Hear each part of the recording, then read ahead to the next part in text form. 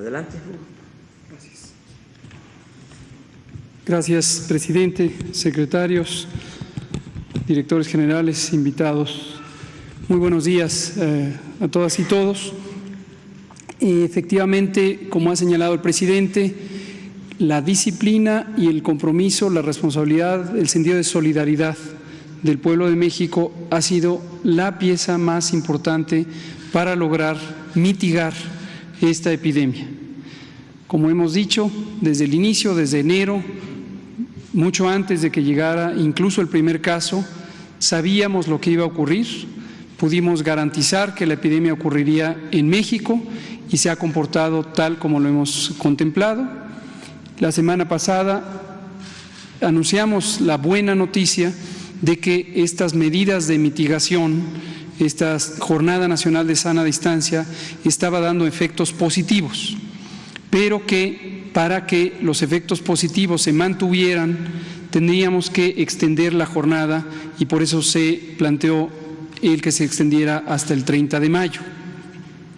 Esto lo que permite es que los contagios se reduzcan sustancialmente, y el momento en donde es más importante que se reduzcan es precisamente ahora, cuando estamos en un momento de gran aumento diario en el número de casos, en el número de contagios, en el número de hospitalizaciones, y si no se hubieran hecho las medidas correspondientes, la Jornada Nacional de Sana Distancia, y si no hubiera existido la disciplina y el compromiso, esta solidaridad, esta conciencia del pueblo de México, hubiéramos tenido un escenario verdaderamente devastador. Vienen, como también ya lo ha señalado el presidente, momentos difíciles. No quiere decir que la epidemia va a ser algo fácil de llevar, pero cuando se está preparado, cuando se han hecho los arreglos necesarios para expandir la capacidad de atención hospitalaria, y además cuando se ha tenido ya por varias semanas esta disciplina de mantenernos en casa, vamos a poder enfrentarla de manera ordenada en las condiciones más favorables. Quisiera compartir de manera breve el comunicado técnico y lo que ayer se le planteó al Consejo de Salubridad General y la resolución que este Consejo ha tomado. Si me pasan la primera, por favor.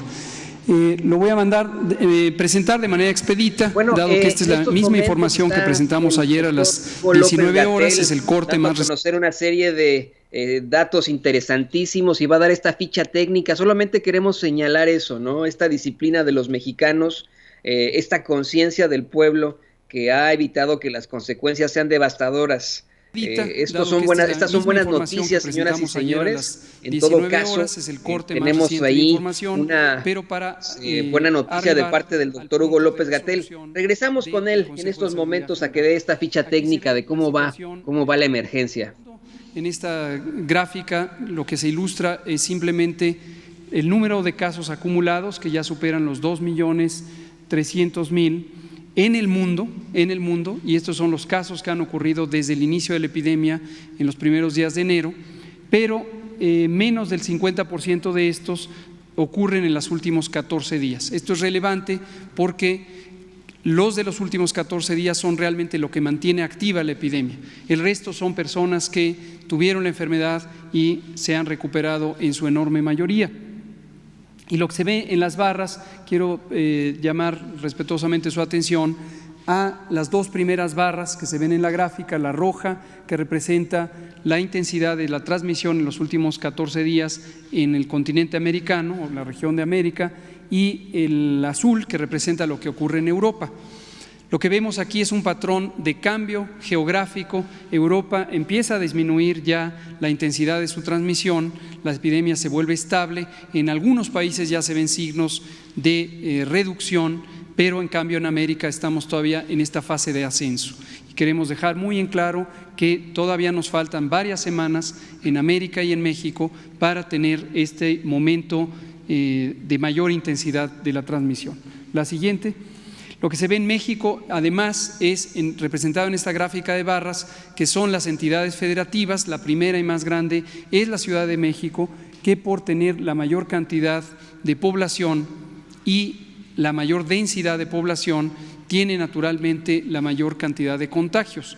Esto aplica no solamente a la Ciudad de México como tal, sino a los municipios conurbados en el Estado de México. La siguiente, se ve precisamente este patrón de distribución que es heterogéneo en el territorio nacional y que revela lo que hemos estado relatando, que la transmisión ocurre en parches, ocurre por zonas, y tenemos zonas de alta intensidad, pero también tenemos importantes zonas del territorio nacional que tienen baja transmisión.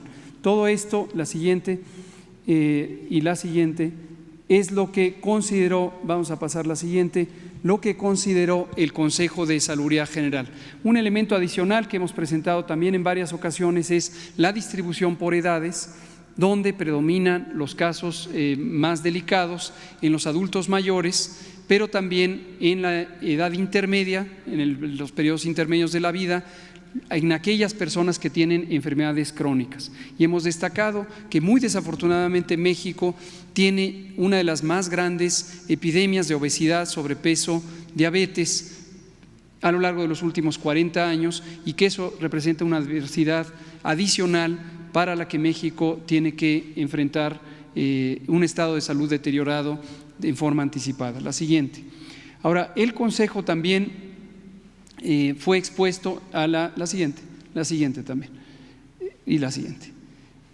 Aquí lo que se ve es la curva epidemiológica, es la curva epidémica, se ven los casos nuevos que van surgiendo y se ve el incremento diario que se va sumando a la curva café, que muestra cómo tenemos esta trayectoria exponencial. Exponencial lo que quiere decir es que los contagios no aumentan en la misma proporción cada día o en el mismo número, sino que se van multiplicando cada día, producto de el acúmulo de casos que son asimismo personas contagiantes. Entonces se va expandiendo la epidemia. Esto, insisto, si no hubiéramos tenido medidas de sana distancia que fueron aplicadas oportunamente antes del inicio de la fase de rápida crecimiento, el volumen o el número de casos hubiera sido inmanejable. La siguiente. Pero recordarán que el jueves pasado presentamos estos dos escenarios que son producto de un refinado trabajo de modelación matemática. Este en concreto es de un grupo mixto del Instituto de Matemáticas de la UNAM y del Centro de Investigación en Matemáticas, pero tenemos más de 7 grupos académicos que coinciden con la misma perspectiva. Lo que se ve en la curva roja es lo que hubiera pasado si no hubiéramos hecho las medidas de mitigación. Lo que se ve en la curva verde es lo que está pasando, y esto está derivado de la observación directa de los casos reales identificados en México. Por lo tanto, también en la siguiente podemos ver que tenemos otras características importantes a considerar. Las distintas fases de la epidemia se caracterizan no solamente por el número de casos, sino por la dinámica de la transmisión, es decir, cómo cambian los contagios en el tiempo y en el territorio, cómo se expande geográficamente la epidemia. En esta tabla lo que se ve es un resumen del número de brotes activos que pueden ser identificados como brotes porque se puede rastrear o trazar los contagios. Habíamos dicho que desde la fase 2 en general se pierde la trazabilidad de los contagios porque empieza a haber una gran cantidad de casos, pero en algunas zonas del país, y aquí se muestran la mayoría de las entidades federativas, todavía hay una transmisión considerablemente reducida que nos permite identificar a los contagios en relación con los casos existentes. Esto lo que nos permite es reconocer la oportunidad de que en estas regiones o municipios de baja transmisión podamos continuar con las medidas de contención y no tener que aplicar medidas más extremas de reducción de la movilidad, como sí debe ocurrir y ha estado ocurriendo en las principales regiones urbanas. La siguiente se ve otra característica que es la dispersión territorial.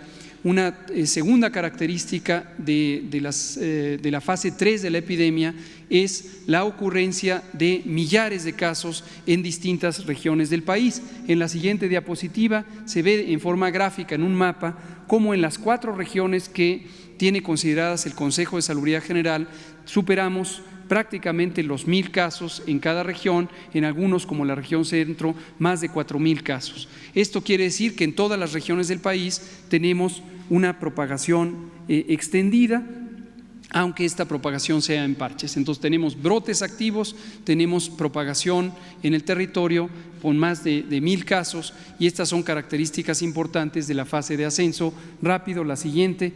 Y por lo tanto al Consejo de Salubridad General se le expuso toda esta evidencia, se le expuso las recomendaciones que hizo el grupo científico. Estas las conocen todos ustedes porque las presentamos aquí mismo el jueves pasado. Y lo que llevó es a las recomendaciones específicas de acciones de control, que las sintetizo con estos 3 elementos: el extender la Jornada Nacional de Sana Distancia hasta el 30 de mayo, que nadie se confunda con que esto ya terminó, esto se mantiene hasta el 30 de mayo de 2020. Lo segundo es que en aquellos municipios donde hay baja transmisión, y sí y solo si esta baja transmisión se mantiene o se logra cerca del 30 de mayo, entonces podrá hacerse una limitación anticipada de las medidas de sana distancia. Y se ha planteado la fecha de hasta el 17 de mayo, con una reapertura el 18 de mayo, si los municipios que hoy están con baja transmisión se mantienen con baja transmisión. Pero además, aquellos municipios que tienen moderada transmisión, si logran para entonces tener un buen control, podrán estar en los municipios que abran tempranamente. Entonces, no solo los que hoy vemos, sino aquellos municipios que logren tener un control de transmisión cercanos al 17 de mayo podrán abrir el 18 de mayo. Y lo último es que se mantienen las medidas de protección a las personas adultas mayores y poblaciones de máximo riesgo. Lo último que quiero decir es que esto fue aprobado de forma unánime por el Consejo de Salubridad General. Se emitirá hoy el acuerdo correspondiente donde se detallan estas medidas y queda en manos de la Secretaría de Salud Federal emitir los lineamientos correspondientes para hacer operativas estas disposiciones, y la autoridad sanitaria estatal tiene la responsabilidad de hacer cumplir estas disposiciones en sus ámbitos de competencia, en sus territorios, pero además aplicar las distintas modalidades administrativas que garanticen que se cumpla la Jornada Nacional de Sana Distancia.